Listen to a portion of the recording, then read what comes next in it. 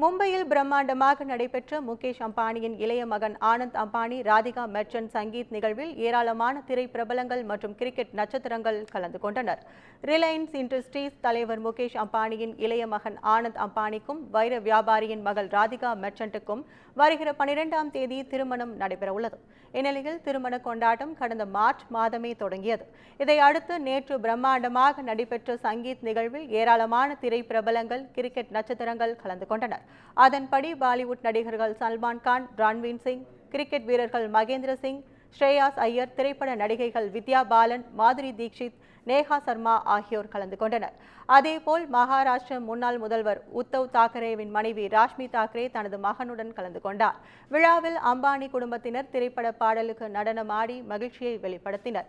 இதை அடுத்து திருமணம் ஜூலை 12ஆம் தேதியும், திருமண வரவேற்பு ஜூலை 14ஆம் தேதி மும்பையில் உள்ள ஜியோ வேர்ல்ட் கன்வென்ஷன் சென்டரில் உள்ள பிரம்மாண்ட வளாகத்தில் நடைபெறவுள்ளது.